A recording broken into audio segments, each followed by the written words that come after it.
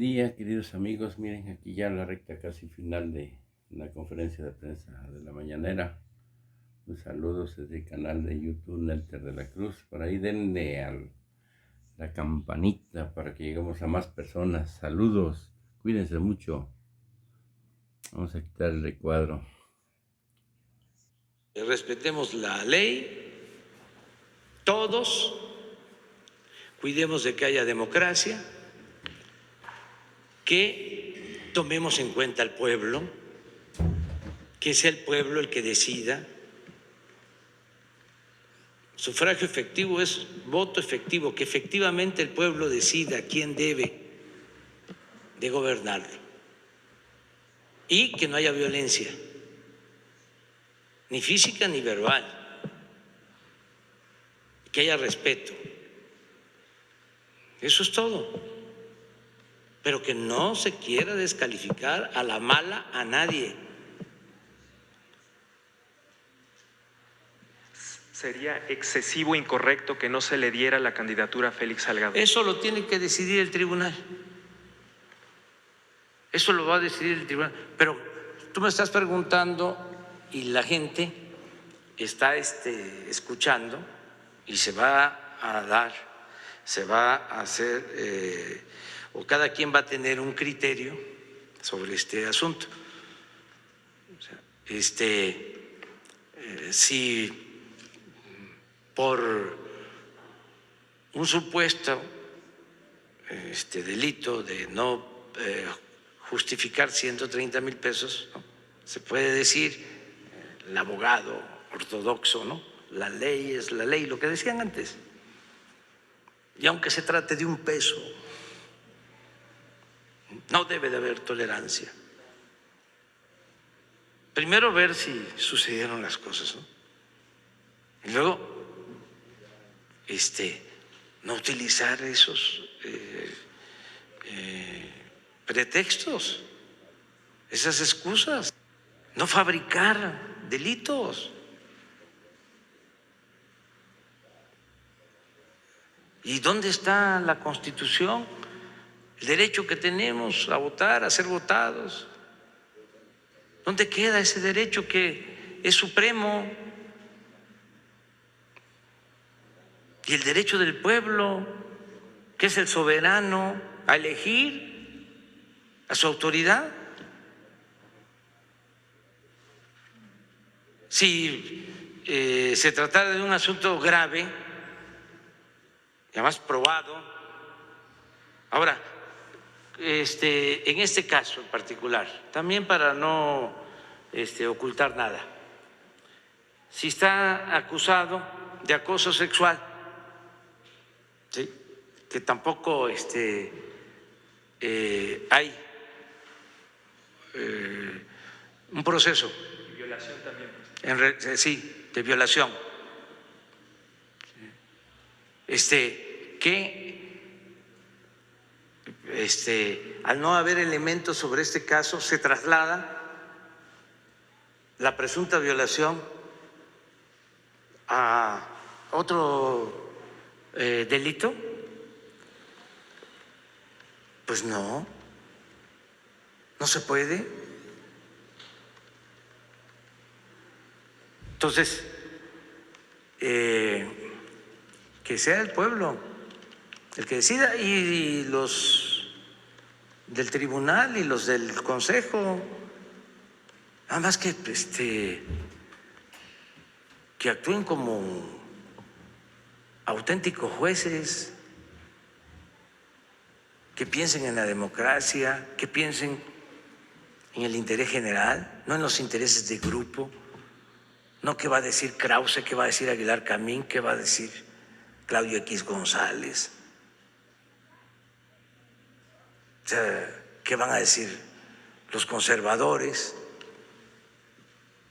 No, ellos son autónomos, los consejeros, que actúen de acuerdo a lo que les dicte su conciencia. Nosotros jamás vamos a amenazar a nadie, ni vamos a estar presionando a nadie. Son libres. Prohibido prohibir. pero ya hacer a un lado la hipocresía, porque la verdadera doctrina de los conservadores es la hipocresía. Y si piensan que tratando este tema aquí, que yo me meta, porque algunos pueden estar diciendo, no se mete en eso, le afecta. No, siempre me he metido, aunque me afecte. Gracias, presidente. O sea, cuando se trata de principios, cuando se trata de defender la democracia, cuando se trata de desenmascarar siempre, he dado mi punto de vista y no me importa lo políticamente correcto. Gracias, presidente. Si me permite un segundo tema, el día de ayer una vocera de la Casa Blanca decía que llegó a un acuerdo el gobierno de Estados Unidos con México para reforzar la seguridad en la frontera sur de nuestro país. Hablaba de 10,000 elementos. Me gustaría conocer en qué momento de las relaciones diplomáticas o de las conversaciones con el gobierno de Estados Unidos llegaron a este acuerdo, qué implica en términos de seguridad fronteriza y recuerdo que el último reporte de la Sedena sobre la seguridad en esta frontera planteaba 8,700 elementos. ¿Se ajustaría esta cifra a 10,000? ¿Se aumentaría la seguridad en la frontera a partir de este acuerdo? Por favor. Lo va a explicar Marcelo, pero yo nada más quiero decirles algo sobre esto también. Miren, vamos a cuidar a los niños. Esa fue una instrucción que di hoy en la mañana, porque los traficantes de indocumentados, que es una mafia o varias mafias, están utilizando a los niños. Y esto es una gravísima violación de derechos humanos. Si se trata de adultos, es otra cosa. Pero ya cuando se utiliza a los niños, ya es un asunto grave. No tener modelos. Entonces, están utilizando a los niños porque, de acuerdo a la legislación, con niños no los pueden regresar. Y entonces se está dando el caso de que se quedan los niños solos, abandonados, ¿sí? Porque nada más los utilizan los traficantes de migrantes, los coyotes, polleros, y tenemos que cuidar a los niños. Los vamos a cuidar. Ya tomamos esa decisión. Y cuidarlos es no ponerlos en riesgo de que transiten los niños por todo nuestro país, vayan al norte. Nos preocupa mucho eso.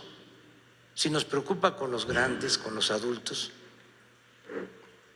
por violencia, imagínense si no nos va a preocupar por el caso de los niños. Aquí aprovecho para decirle a los hermanos centroamericanos, guatemaltecos, salvadoreños, hondureños, que nos ayuden para que no se utilice a los niños en esta situación migratoria. Se tiene el derecho humano también a vivir libre de miseria y a que se busque la forma de tener trabajo y bienestar, pero no se puede luchar así, utilizando a niños. Y pedirle también al gobierno de Chiapas y al gobierno de Tabasco y al gobierno de Campeche, los tres gobiernos limítrofes con Guatemala, que nos ayuden, y pedirles a los gobiernos municipales de toda la franja de la frontera sur. Lo mismo. Y a las instituciones de protección a niños. Va la oficina del DIF de la Ciudad de México a trasladarse a Tapachula. La petición de ayuda es a detectar a los niños no Para acompañados que y dar no la atención. se utiliza a los niños. Rocío García, directora del DIF, va a despachar en Tapachula en todo este tiempo y se va a poner de acuerdo con los DIF estatales y se va a preparar todo lo que es atención a los niños, pero vamos a cuidarlos y a impedir que transiten y que sean utilizados para ingresar los adultos a Estados Unidos. Es grave entonces el fenómeno. Es grave, es grave. Por eso tomamos la decisión. Ahora sí. Sí, con su permiso, señor presidente. Bueno, sobre este tema, sí, gracias, con su permiso. Sobre este tema, lo primero que habría que ver es en qué estamos, dónde estamos. Sí, migración, pero ¿cuál es la característica que tiene? Ya lo comentó el señor presidente.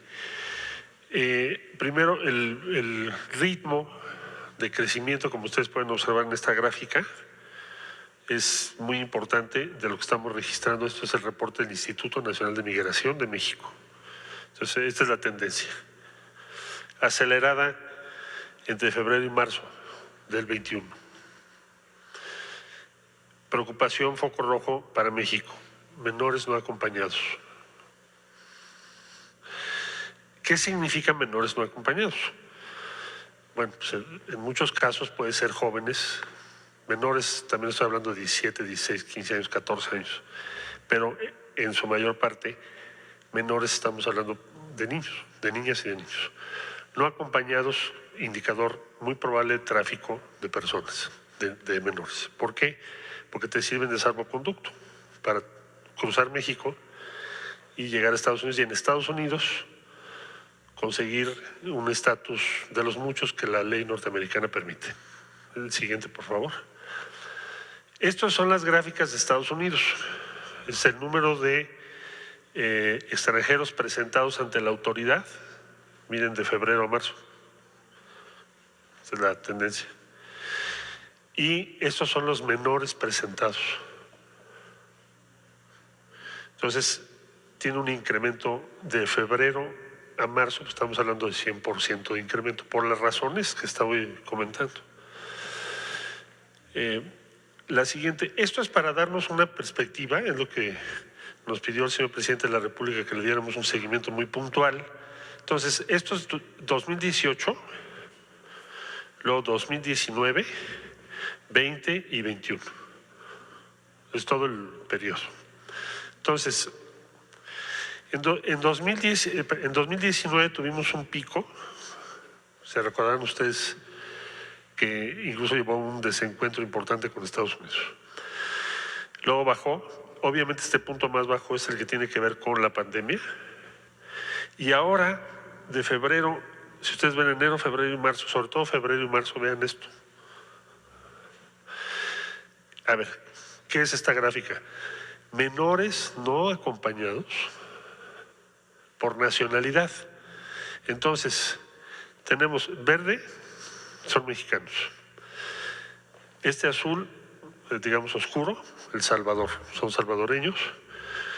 El clarito, Honduras, y el más clarito, Guatemala, y otros en color gris. Entonces aquí quiere decir, mexicanos es esto, salvadoreños, este de Honduras y este es de Guatemala.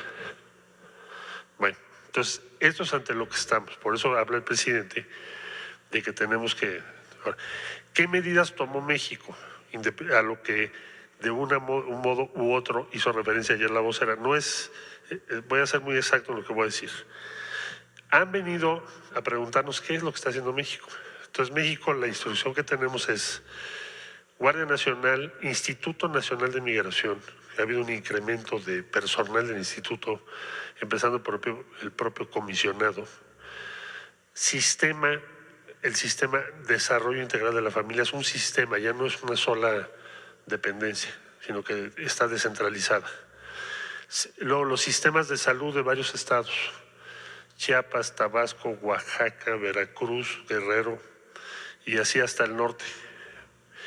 Más personal de respaldo de diferentes dependencias que tienen que ver con este tema. Por eso hablamos de 12,000 personas cuando menos. Es decir, de un modo u otro, con diferentes funciones. Entonces, las medidas que ha tomado México es ser mucho más cuidadoso con los menores, en tener un aumento en la capacidad. Estamos tratando de aumentar la capacidad del DIF. Las disposiciones legales mexicanas no permiten que los menores estén en estaciones migratorias. Entonces, ahora esos menores, ¿qué sucede? ¿Quién se hace cargo de ellos? Entonces, tenemos que hacer crecer la infraestructura para eso. Bueno, entonces, eso es lo que le informamos a los americanos. Eso es lo que México está haciendo. Pero no es suficiente. Ustedes tienen que hacer algo en Centroamérica. Yo te puedo decir que hay un acuerdo ya con Estados Unidos y va a haber una inversión relevante en Centroamérica. No hay forma de que regulemos este fenómeno si no hay opciones en Honduras, Guatemala, El Salvador principalmente. Y la otra cosa que convenimos es, tenemos que ir por estos traficantes. Porque esto es algo que no se había presentado en toda la historia. Nunca habíamos visto un tráfico de menores de este tamaño. Pues ahí están los datos. Menores no acompañados. Ese es el tema. Entonces, ¿qué es el acuerdo con Estados Unidos? Hagamos un esfuerzo, también les compartimos qué hemos hecho en Centroamérica, con todo y que la pandemia nos frenó mucho, pero el presidente ordenó, inviértase en Centroamérica sembrando vida, jóvenes construyendo el futuro, y así lo hicimos en Salvador y en Honduras y estamos por iniciar en Guatemala. ¿A qué escala? La que nos permitió la pandemia y las medidas de cada gobierno? Pero ya aprendimos muchas cosas sobre eso. ¿Y qué es nuestro tema con Estados Unidos? Necesitan una acción directa en el corto plazo, inmediata, con transferencias sociales directas a los beneficiarios. Entonces, en eso también hay anuencia. Ya ellos anunciarán que deciden, pero te puedo decir que en ese punto principal vemos una buena perspectiva con el gobierno que encabeza el presidente Biden, entre otras cosas, el nombramiento de la vicepresidenta Kamala Harris, que tuvo su conversación con el presidente recientemente, fue sobre eso. Incluso le invitó al presidente de México para que venga a ver esos programas. Entonces, ese es el estatus que guarda la situación. En total, estimo que hay 12,000 personas de muy diferentes dependencias focalizadas, porque es la instrucción que nos dio el presidente, pero no de ayer. Esto ya tiene más de mes y medio que nos dio la instrucción. Y estamos trabajando en ello, pero sí estamos muy preocupados porque entre febrero y marzo hubo un incremento notabilísimo, como lo dejan ver los datos, tanto de ellos en Estados Unidos como los nuestros en México. Ahora, ¿por qué México tiene que regular esto? Por la preocupación de los menores que atraviesan nuestro territorio. Son nuestra responsabilidad de un modo u otro. Entonces tenemos que actuar, tenemos que protegerlos.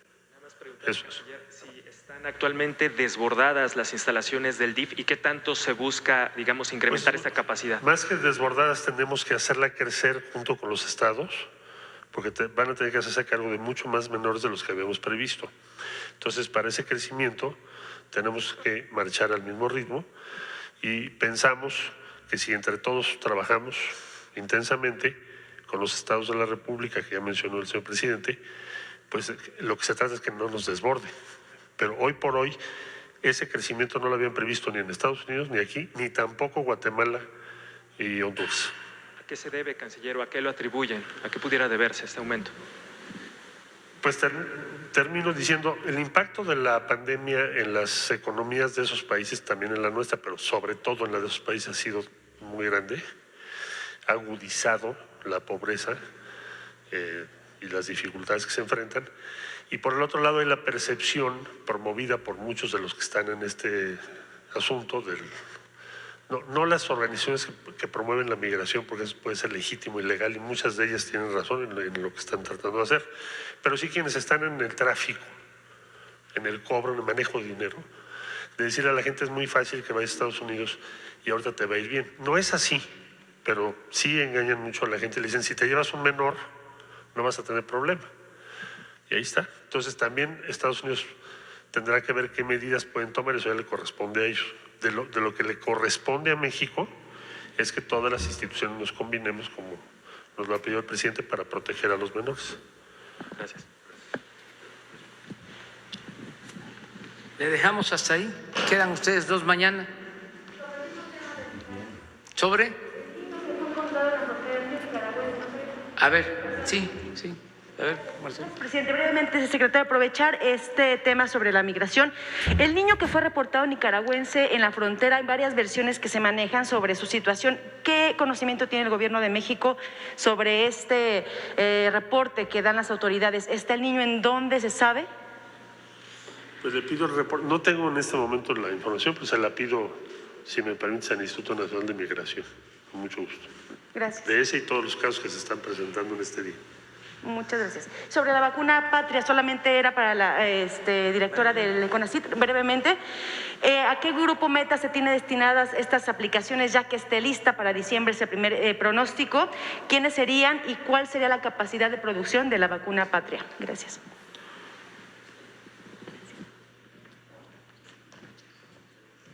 Bueno, en principio se irá incluyendo, como en el resto de las vacunas, a toda la población adulta durante las diferentes fases del proceso de pruebas clínicas. Y acerca de la producción, bueno, hay dos perspectivas y todo esto tendrá que irse aterrizando y planeando estratégicamente de acuerdo a indicaciones del señor presidente y en un contexto de un convenio general con Avimex, pero lo que le puedo comentar por ahora es que el propio Avimex ha comprometido ya 2 plantas de producción 100% dedicadas a la producción de vacunas humanas, porque Avimex es un laboratorio que se ha dedicado durante todos estos años a la producción de vacunas veterinarias y ahora se ha comprometido y ha invertido, y estamos en esta alianza mixta para ello, en la instalación y la puesta en marcha de 2 plantas 100% dedicadas y vírgenes a la producción de vacunas humanas que requieren de medidas de bioseguridad distintas, más estrictas que las que se dedican a la producción de vacunas para animales. Una de ellas es una planta piloto en donde se están produciendo ya los lotes de estos desarrollos vacunales para las pruebas clínicas, y la otra ya sería una planta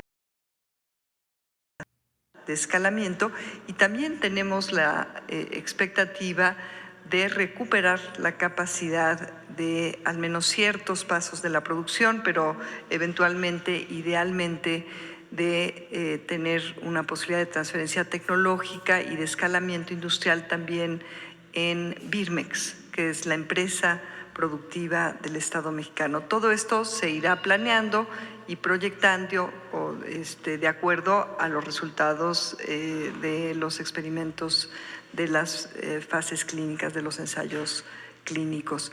Y entonces se podrá ya tener una estimación más cuantitativa de la capacidad de producción. Pero obviamente si todo esto tiene éxito, que esperemos que sí, pues entonces seguramente habrá mucho interés, obviamente de parte del Gobierno de México y de la propia industria, bueno, del propio laboratorio Avimex, por poder escalar esta producción industrial. Ese es el sentido.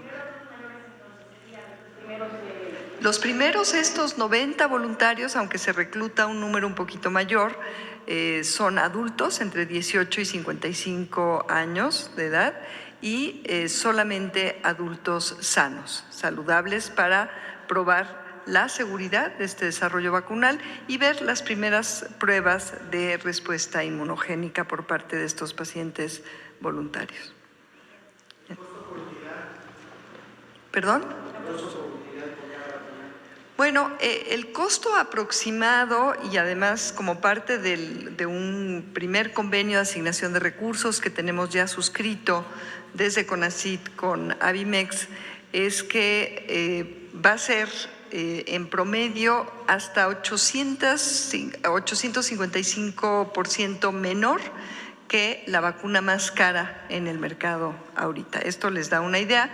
El costo preciso se fijará ya en el momento que se pueda pues ya tener una planeación, y obviamente va a depender del nivel de escalamiento. Entonces no quisiera yo dar ahorita un costo porque esto depende también de cuál va a ser el nivel de escalamiento, cómo se va a dar este convenio entre Avimex y el Gobierno de México, pero es muchas veces más barato lo que se pretende, porque además la plataforma, como bien lo dijo el doctor Reyes Sandoval, permite una producción a costos relativamente bajos con respecto a otros desarrollos.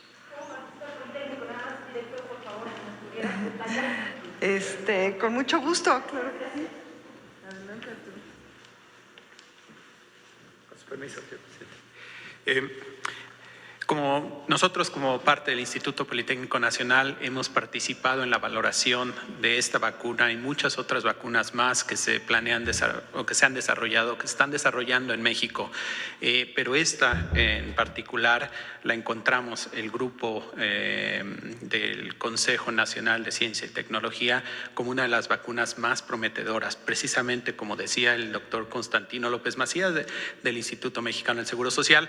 Es una vacuna en la cual el diseño ha sido muy cuidado, la estrategia para producirla ha tomado su tiempo, pero es un diseño muy bien hecho.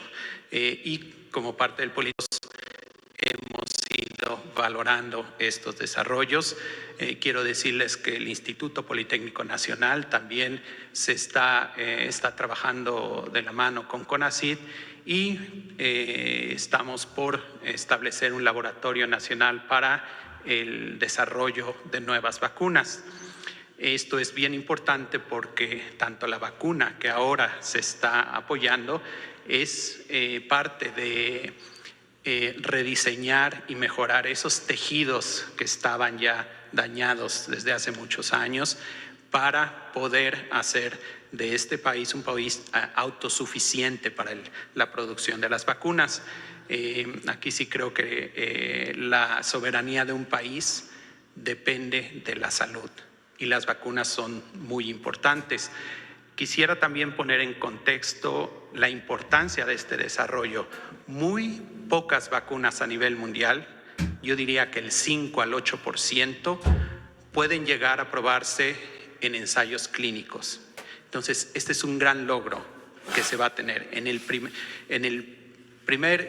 cuanto se administra el primer voluntario, nos vamos a posicionar como país dentro de los primeros 7 u 8 países que tienen ya la capacidad de diseñar sus vacunas, de producirlas y probarlas a pequeña escala en ensayos preclínicos y de llevarlas a ensayos clínicos. Como hemos visto, son pocas las vacunas que llegan a hacer esto. Y en el momento en que se pueda lograr una licencia, si todo sale bien, pues México volverá a posicionarse como potencia mundial para la producción de vacunas. Por sí le puedo decir que este aspecto de diseñar hasta probar en ensayos clínicos y tener ya una vacuna que se obtenga la licencia, pues los países que lo pueden hacer son prácticamente 4 o 5. Entonces, esa es la magnitud de este desarrollo, la importancia de esta inversión que el gobierno está haciendo para tener autosuficiencia y soberanía nacional. Y por supuesto, el Politécnico Nacional está trabajando de la mano con el gobierno, con CONACYT, para crear esa infraestructura que pueda permitir el desarrollo de nuevas vacunas en un futuro. ¿Cuántos proyectos más tiene el Politécnico o en general de vacunas? ¿Cuántas estarías más? Podemos decir que este proyecto inicia con la construcción de un área para poder diseñar esas vacunas y a partir de ahí podríamos tener 3, 4, 5 vacunas, pero eso toma un poco de tiempo. Lo importante es ir llenando todos estos espacios de probar las vacunas en ensayos clínicos, de producirlas a nivel industrial, que eso también es importantísimo, y de diseñarlas de manera temprana. Entonces, todavía no tenemos un número, pero eso estamos creando, un ambiente propicio para el diseño de nuevas vacunas. Nada más queda para mañana, Sara. Y muchas gracias. Ya mañana continuamos. Gracias.